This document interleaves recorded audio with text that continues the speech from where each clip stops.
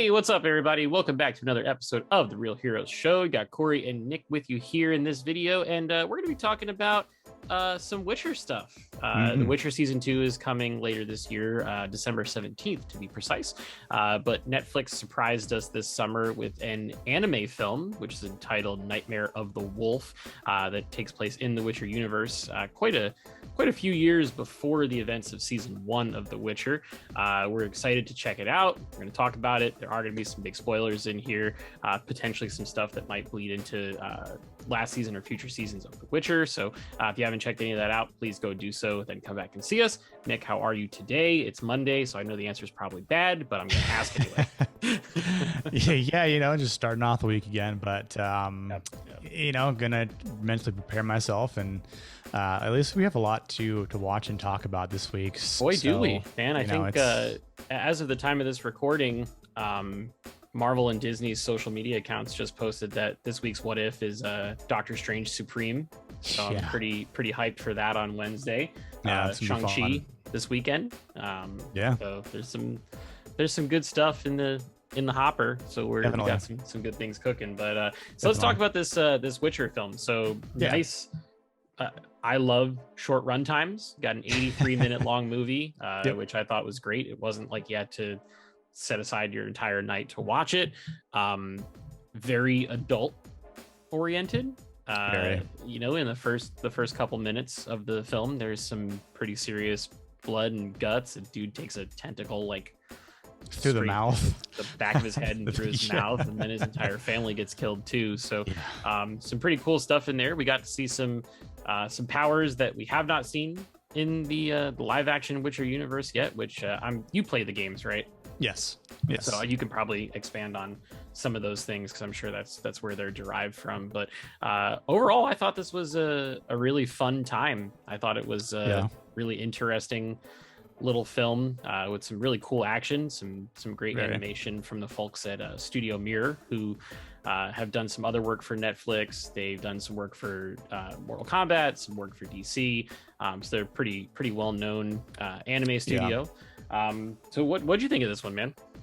I dug it. I mean, it reminded me a lot of the Castlevania series on Netflix, and even though different studios, it's just the fantasy type, the violence, the sort of feel with these powers, these abilities, and these dark creatures, I guess, if you want to call them that. And where you've got The Witcher, you've got the same sort of thing with the Castlevania. You've got the sorcerers, you've got Dracula and the Castlevania, and Alucard and vampires. It's you've got Leshens in The Witcher, so you've got all these sort of similar creatures that can relate to one another. But just again, the way the pacing sort of went in this short movie definitely felt like I was watching part of Castlevania, but obviously within the Witcher universe. But to learn more about the Witcher story overall was really, really cool. Having played the games, and I haven't read all the books, but I have read the thing with the first two books, maybe it was, but of the series, and again, seeing some of that being literally drawn into an animation form was very well done. It was so great to see, and kind of like we've talked before in previous videos, you're able to do things in animation that it's more costly to do in live action. Sure. And some things just aren't possible to be done. When you've got Vesemir slicing through a swarm of bats, or just hacking off limbs of creatures, and just a lot of the violence that you see in this film, this animation film, you can't really do to a certain extent in live action. You can do it, but there's a price tag associated with it. So I think it was really cool to see the flashbacks, to learn more about to get and to see more Witchers on screen. Because from The Witcher Season 1, we only see one, and that's Geralt. So this time we get to actually see his mentor, right? Yep. So It's because he mentions Vesemir at one point during season 1, right? He says like, Yes. don't call me that. Vesemir used to call me that or something, and yeah. he didn't like that. So Yeah. So that's cool. You get Vesemir. He's a confident dude, but he comes from a not so great upbringing, which is kind of cool to get to see the story, because you don't really get a lot of Geralt's journey during season 1, because it's mostly, you know, him in his timeline, one of the 3 from that season. So you get to see him grow up. He's got a best friend. You find out that once he becomes a Witcher, they age differently, and then they meet again later in life, and she's old and he still looks young, and all that kind of stuff I thought was really cool. Was pretty awesome. And like you said, with the animation stuff, some of the camera work they're able to do in animation these days, like these like swooping 360 style shots during fight sequences, and I love the way that anime, because like for me, man, I was never really super big on it, but now with, you know, the What If show is kind of anime inspired, I would say, to a degree. Stuff like this, the trailer that came out for the Star Wars Vision show, a lot of the ways that they use like really fast speed to convey how intense like an action sequence is, I thought that was all really cool. And maybe I'm like an anime fan now, I don't know, but, you've turned to the dark side. They've done the thing where they take the IP that you care about and put it into that medium, and now it's like, okay, well, we've been waiting 2 years since season 1 of The Witcher for season 2 to come out, so this is a nice little, you know, just like feed us a little bit and keep us invested in it. Hold us over. If this is a way for companies to do stuff to hold us over in between major projects, it's genius. Like, imagine if we had a animated Stranger Things spinoff during the last 2.5-3 years since season 3 of Stranger Things. You know, more people might be still talking about it. Obviously, Marvel's in the mix now. Star Wars is doing it. I'm sure that any other major live action thing would be, you know, well served by doing something like this, whether it's a series or a movie or whatever. I don't think it matters, but just keeping people invested in your product during that time when you're filming live action stuff is pretty cool. And I don't think it's only an hour and 20-minute movie. It probably doesn't have like the largest budget on earth, but it still does the job. You know, it fills those gaps, and it keeps you invested in the characters, especially considering the fact that we knew going into this that Vesemir was Geralt's mentor. Right. We have a little bald baby Geralt in this one that we get to hear his name dropped at the end, and it kind of ties everything together. So there's some pretty cool stuff in there. My question for you is, since you've played the games, how much of what they do in this is pulled right from the games?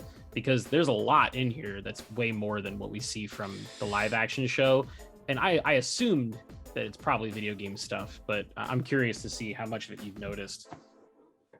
Yeah, I mean, as far as what you can do or what Geralt is able to do, I mean, you know, there's quite a bit, right? Like just like the abilities that you're able to that you can get in the game. And I haven't played this third, like the remake that they just made. Like, I haven't played that. Although I'm sure it would probably look good on the new like 3080 technology. So like I thought about it just to sort of see what these what these animations look like with the abilities and just the world itself. I mean, and that game was made heavily on graphics.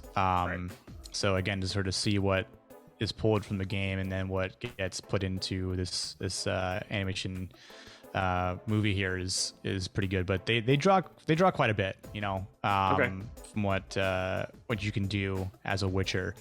You know, again, like you can only move so much and, you know, adjust the camera so much in a game like that. But so again, it's like, not saying that anime or like this animation style is superior to, say, a video game or even like a movie, but it, you know, having 3 different kinds of the genres. So you've got animation, you've got live action, you've got video games, you know, and all in books too. So you get all of them together, and that's in just the one IP, and it just makes it stronger, right? Like I know, Star Wars has done that, Marvel obviously to DC, so it really strengthens the IP more, and it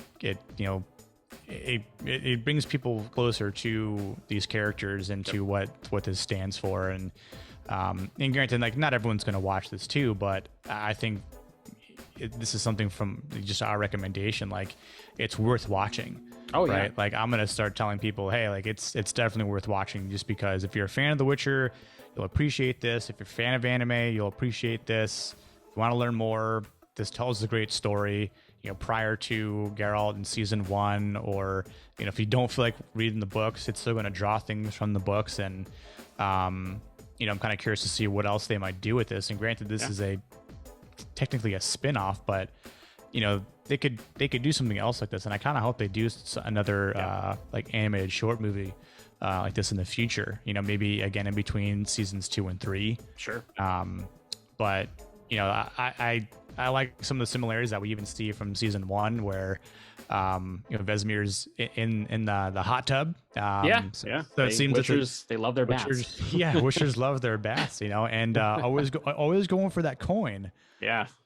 So but I love that McTavish, Graham McTavish was Deglin, because he's a hobbit. He's one of the hobbits. Oh, is he? Okay. Yeah. I thought his voice I could hear his voice, and I was like, who the hell is that? I'm like, okay, that's a hobbit. That's a hobbit. You've got to be joking. Fun. But and just to see even his character sort of come around, like where he admits that, he was creating monsters, right? Yeah. Like, but then turns a leaf at the end, and I guess we'll call it maybe a betrayal of Tetra. Right? She was an interesting character. She had her agenda too. But I was kind of like, oh shit, when the illusion wears off once Vesemir, and it was Ileana. Yeah, I was like, no. Yeah, I basically said the same thing. I was like, oh man, it was kind of like the same thing where when spoilers for the Suicide Squad, when what happens to Polka Dot Man happens, I was like, oh no. It was the same kind of reaction. But going back to what you said about not everybody watching this, I really hope that a good amount of people do, because same.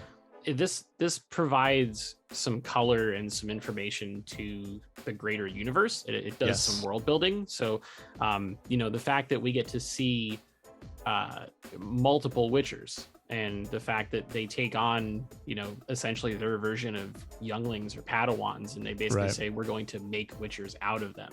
And they put them through extremely dangerous testing and proving to see if they are up to snuff to become a Witcher, and some of those kids die.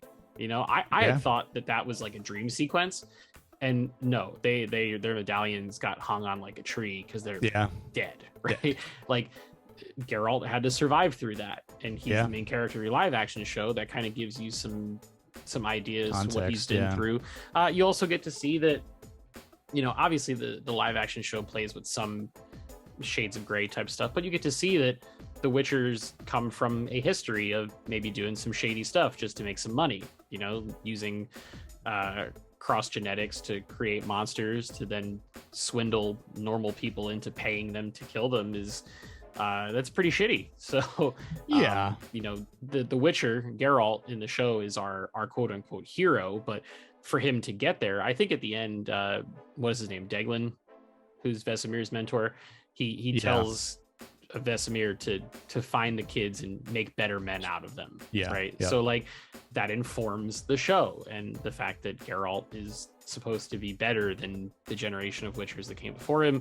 It's just a lot of good stuff. I think it really works, and it fits into the universe, and it just kind of builds it out a little bit and makes it feel a little less small. So agreed. And whereas the season 1 of The Witcher is very different than what we see in this animation film. Like, because of the 3 different storylines that we see, which may or may not have been confusing.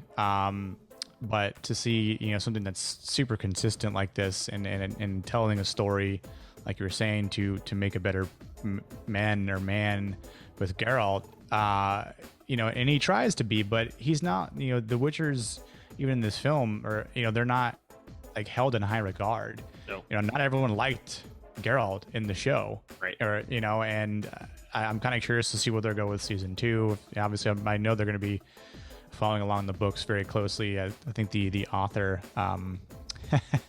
took a shot at George R.R. Martin, saying like, "Oh, did he really?" I think this was, after the first season had ended and season 2 was announced, he had taken a shot saying like, "Don't worry, like all the books will be finished or are done. finished." Yeah, and it's like, still waiting on that 6th books, George. The Winds of Winter is never coming. No. It's been the longest autumn of all time. It's literally feeling like winter is coming, but not coming at the same time. Like we heard it a million times in the show, and we're just not getting the book. But I digress. I really like what they did here, though, overall. It's such a unique universe, the Witchers aren't like Jedi or something like that, right? Where they've got these powers that are, Jedis are at one time held in high regard, but whereas Geralt is the one surviving Witcher, whereas there aren't many Jedi's left post episode 6 in the Star Wars universe. One. Yeah, I guess there's 2. Does Ahsoka count at that point? Does Grogu count at that point? That is also true. And what? Ezra, I mean, yeah, I guess the whole Return of the Jedi name for episode 6 is kind of dumb because they never really went away. But retcons, yes. But yeah, that's my recommendation would be to watch this. Just sit down, enjoy it, and I'd like to think that this would turn a lot of people like yourself, and I think if there's anything where I'm an anime fan, and I've said it before on the channel, but for some people that are new or just wanting something a little bit more like less kiddie, right, less immature, this is very mature. Yep. And I think that's something that will draw people. Yeah, language, violence, nudity, the whole it runs the whole R-rated gamut. I think also if you have like a nice TV setup and a nice sound system. Yes. Netflix put this out in Dolby Vision and Dolby Atmos. The soundtrack was terrific. That's killer. Yeah. The surround mix was great. It really kind of builds that audio bubble around you and kind of makes you feel like you're really in all those action sequences. So yeah, those spells and effects were like when Tetra clears the city out and just like whoosh. Yeah. Like my surround sound was like going off. I'm like, this is pretty cool. Travels nicely from the front to the back, and it just kind of seamlessly transitions. I appreciate that. Same. Especially because sometimes with streaming services, audio mixes are not great. But this one was pretty damn good. And I appreciate Netflix for pushing for those newer codecs, both when it comes to video and audio. So yes. If anything, it just got me more excited for season 2, and it put season 2 back on my radar because there's just so much happening between now and December that it's like almost easy to forget about that. Witcher. Yeah. But like, imagine being like a normal Netflix customer who doesn't watch YouTube videos all the time, and you pop on Netflix and you go, oh wait, there's a new Witcher thing, right? And you watch it and you're like, oh hell yeah, man, like December is not far away. We get to watch more of this. So I think that's great. And I thought it was good fun. And I would recommend it to anybody that is a fan of the franchise. Yes. Out of 10. What would you, I was going to say,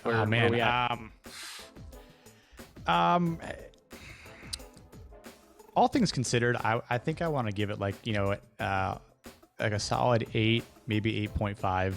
Okay. So somewhere around there, again, just because of everything, animation, voice acting, the effects, the cinematography within the animation, the story, the characters, the plot leading to Geralt and the Witcher, of the books in season 1. So just everything into consideration, not just like one thing. That's why I'll give it like a little bit of a higher rating than. But what about you? Yeah, I was gonna go with a strong 7.5 because it's not perfect, but Sure, it's also not very long. It's entertaining, yeah, and it enhances the universe that it's made within. yeah, So I can't give it a bad score for that. So yeah. solid 7.5 out of 10 for me, 8 out of 10 for Nick. Obviously we would highly recommend checking it out because you can basically watch it on like your lunch break and then a 15-minute break later on in the day, and you've seen the entire thing. So so that is going to wrap things up for this video. Hopefully you guys enjoyed it. Hopefully it hyped you up a little bit more for season 2 of The Witcher, which we will 100% be covering when it releases later this year. We'd love to hear from you guys. If you've checked this out, we'd love to hear what your thoughts were on it. Drop us a comment below. Let us know what you thought about the animation style, the violence, the gore, the adult themes, the world building into the Witcher IP, pretty much anything you'd like to share with us. We'd love to hear from you. And if you'd like to support the channel, you can do so absolutely positively for free. All you have to do is like this video, subscribe to the channel if you have not already, turn on your notifications, and share the video with your friends. We will be back tomorrow with a review of Marvel's What If, which sounds like it's going to be all about Doctor Strange Supreme. We'll have something else on Thursday, probably a DC Titans video. And then later on this weekend, we're going to record a very, very spoiler-heavy review of Marvel's Shang-Chi, which you've already seen. I'm very stoked to see. Absolutely can't wait to see it. So we got all that coming up and so much more. So please stay tuned. Until next time, we'll see you guys in the next video. Peace.